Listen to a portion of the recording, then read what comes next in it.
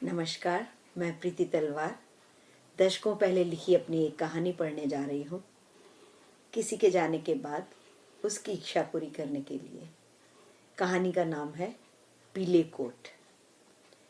दिसंबर की चुभने वाली ठंड में कपकपाते बदन पर शॉल लपेटते ही जो गर्माहट महसूस हुई तो कुछ झुके और ठंड से सिकुड़े कंधे फैलकर सीधे हो गए। आराम से कुर्सी पर फैलकर हीटर पर हाथ सेकते हुए मन ने सोचा, क्या आनंद है। यदि कड़कड़ाती ठंड में पहनने ओढ़ने को उपयुक्त कपड़े हों तो कौन कहता है सर्दियां मुसीबत हैं। अधलेटी सी मैं बोली।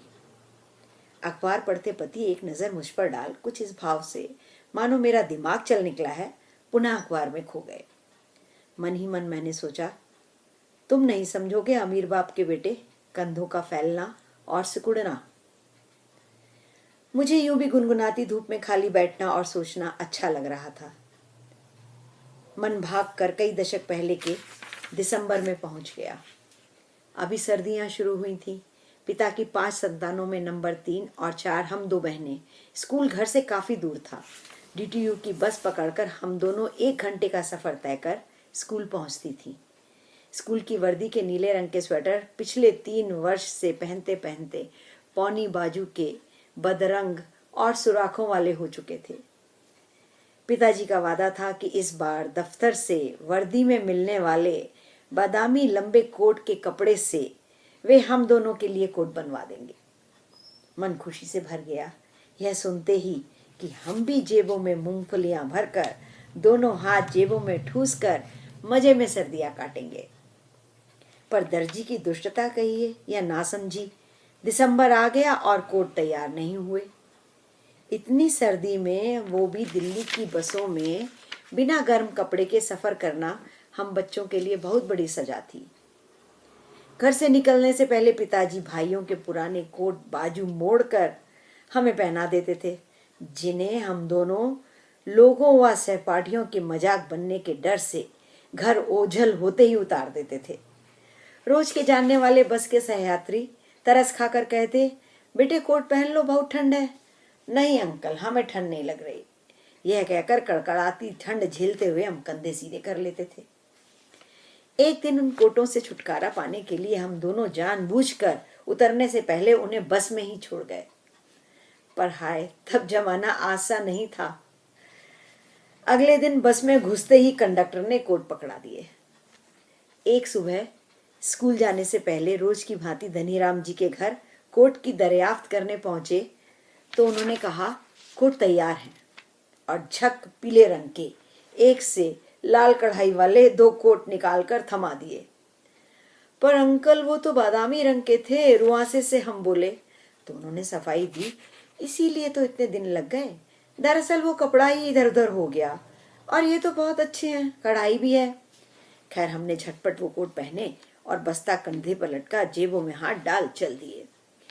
उस क्षण उस सुख की अनुभूति अभी तक मेरी हड्डियों में बरकरार है। जरा सोच के देखो, पर तुम नहीं सोच सकते। जब तक तुम्हारे पास ये सुख सुविधाएं हैं तुम उस सुख को नहीं भोग सकते। तो उस दिन के उस क्षण में सर्वस्व हमारे पास था। रोज की भांति बस की पंक्ति में जब हम आगे जाकर खड़े हुए तो लगा कि सब हमें ही देख रहे हैं।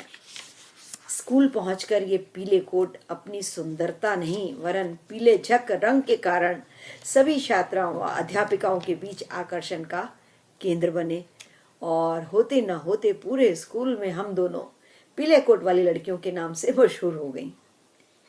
जनवरी बीती, फरवरी गई, कोट अलबत्ता चल रहे थे। हाँ, रंग जरूर थोड़ा सा बाजू से काला पड़ गया था। जहां जहां सलवटें पड़ती वहां वहां काली धारियां बन गई थी। मार्च आते ना आते क्या देखते हैं कि प्रातः प्रार्थना के लिए जहां जहां हम दोनों खड़े हैं, हम दोनों के सर पर मच्छरों का झुंड मंडरा रहा है। कुछ मच्छर कोट से चिपक कर उसे और काला कर रहे हैं। बड़ी मुसीबत थी। मार्च के महीने में जबकि बाकी सबके स्वेटर शॉल उतर गए थे, हमारे ये पीले कोट सबकी नजरों में अब चुभने लगे।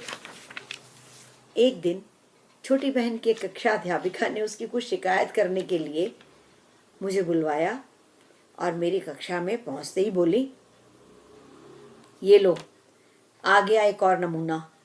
और कक्षा में एक कोने से दूसरे कोने तक अट्ठहास फैल गया।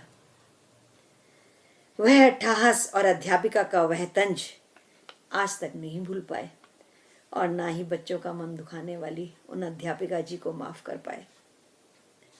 उन्हें क्या मालूम था कि उन पीले कोटों के नीचे हमारी बगलों से फटी तार तार कमीजें छुपी हुई हैं और जो किसी भी हाल में अगले महीने से पहले नहीं बनने वाली थी।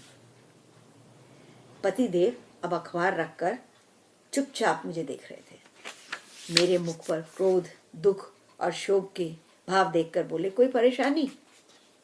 सिर झटक कर कपड़े समेटती मैं उठ खड़ी हुई और बोली, नहीं तो। हाँ, पर इस बार सर्दियों में मुझे एक लंबा बादामी रंग का कोट जरूर सिलवा देना। तो साथियों, ये थी पीले कोटों की कहानी, जो आज से करीबन 46 वर्ष पहले मेरे जहन में लिखी जा चुकी थी, परंतु आज आपके सम्मुख प्रस्तुत करने का अवसर मिला। सुनने के लिए धन्यवाद।